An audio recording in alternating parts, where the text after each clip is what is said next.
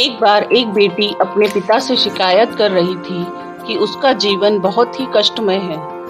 वह जीवन में हर समय संघर्ष करते और लड़ते लड़ते थक चुकी है। ऐसा लग रहा था जैसे एक समस्या हल हो जाती है और दूसरी आ जाती है। समस्या खत्म नहीं हो रही है। उसके पिता एक रसोइया उसे रसोई घर में ले गए। उन्होंने 3 मटके पानी से भरे और प्रत्येक को तेज आग पर रखा।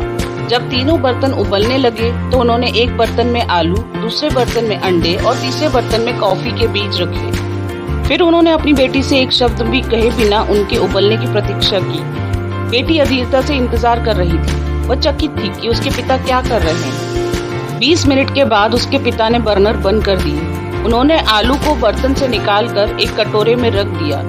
उन्होंने अंडों को बाहर निकाला और एक कटोरे में रख दिया। फिर कॉफी के बर्तन को बाहर निकाला और एक कप में रख दिया।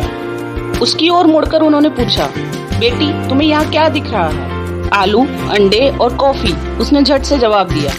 आलू को छूकर करीब से देखो, उन्होंने कहा। उसने ऐसा ही किया और देखा कि वे नरम थे। फिर पिताजी ने उसे एक अंडा दिया और उसे तोड़ने के लिए कहा।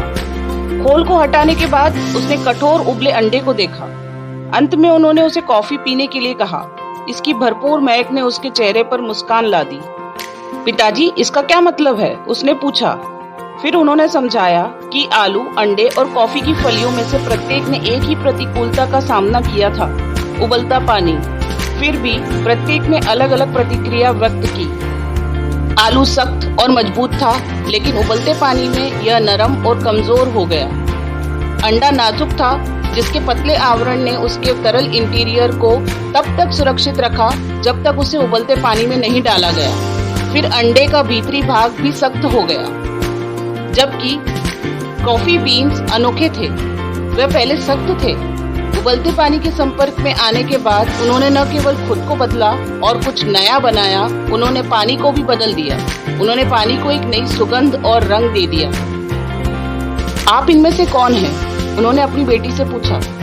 जब विपत्ति आपके दरवाजे पर दस्तक देती है तो आप कैसे प्रतिक्रिया करते हैं? क्या आप आलू है, अंडा है या कॉफी बीन है? जीवन में चीजें हमारे आसपास भी होती है, चीजें हमारे साथ भी होती है, लेकिन केवल एक ही चीज जो वास्तव में मायने रखती है वह यह है कि हमारे भीतर क्या होता है। विपरीत परिस्थितियों में हम क्या रवैया रखते हैं, यही सबसे ज्यादा मायने रखता है।